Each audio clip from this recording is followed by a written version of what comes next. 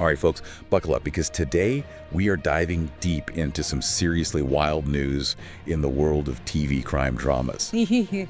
And look, I gotta be honest, as a huge fan of the FBI shows, this one kind of hit me right in the feels. Yeah. Seeing both FBI International and FBI Most Wanted get the axe. Right. Ouch. Especially when, the ratings are pretty darn good. So today, we're going to unpack this whole situation. What happened? What does it mean for the future of the franchise?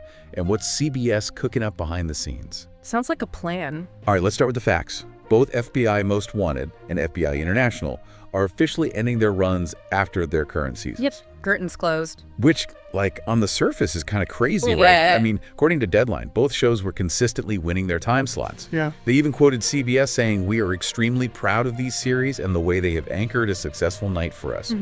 So what gives? How do you cancel shows that are, by all accounts, successful? Well, it is a bit of a head scratcher, but success in television, it isn't always just about those raw numbers. There are a ton of factors at play behind the scenes, things like production costs, syndication deals, long-term strategy stuff. Right. I guess I'm just emotionally attached to those characters, Yeah.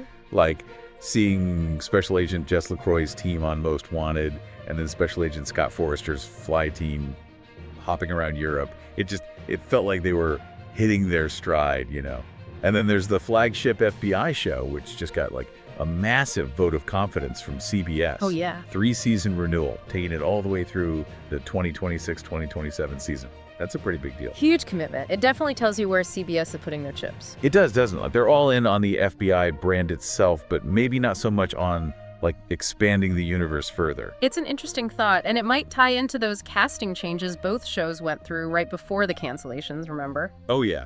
Most Wanted's bringing in Dylan McDermott to replace Julian McMahon, and then International swapping out Luke Kleintank for Jesse Lee Soffer. Yeah. That was a lot of shuffling around right before things went south. Exactly, and it makes you wonder, was CBS already trying to shake things up, see if a fresh face could bring in even bigger numbers? And when that didn't really pan out the way they hoped, they decided to cut their losses. It's like they were experimenting a bit. Yeah.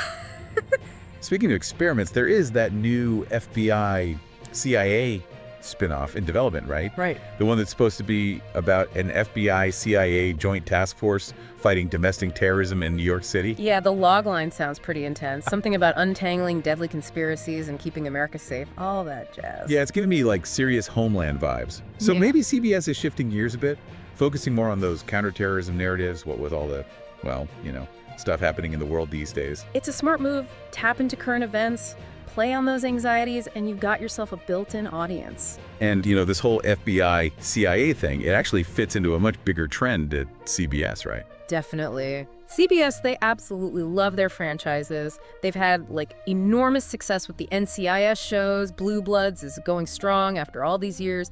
And now they're trying to do the same thing with the Equalizer. Even The Neighborhood is getting in on the action. It's like they're building their own little interconnected universes on TV. Which, from a business perspective, totally makes sense. You already have a built-in audience, the formula works. It's a safer bet than trying to launch something completely new, especially in today's market where every streaming service under the sun is churning out original content left and right. It's wild out there. Yeah. But is there a risk of overdoing it with the spin-offs? At what point does it become too much of a good thing? Even with a franchise as popular as FBI. Yeah, that's the big question, isn't it? Franchise fatigue is a real thing. Remember that whole George and Mandy's first marriage situation? Oh gosh, yeah. A spin-off of Young Sheldon, which itself was a spin-off of The Big Bang Theory. How many layers of spin-offs can we handle? Right. At some point, it stops feeling fresh and just becomes a cash grab. Yeah. But then again, look at franchises like Law and Order. They've been going strong for decades with multiple spin-offs, and people still love them. True. So maybe it all comes down to execution. If you can keep the stories engaging, the characters compelling, and find ways to keep things fresh, then who knows, maybe the sky's the limit. So for everyone listening, here's the bottom line. 2 FBI shows are biting the dust. But the original FBI is sailing on, stronger than ever. CBS is doubling down on franchises for better or worse. And the big question is, will this strategy pay off in the long run? Only time will tell. And in the meantime, we'll be here to break it all down for you. You got it. So until next time, stay curious, stay informed, and keep those streaming queues full. And don't forget to let us know your thoughts on the whole FBI shakeup. Is CBS playing it safe? Are they on to something? Hit us up on social media. We want to hear from you.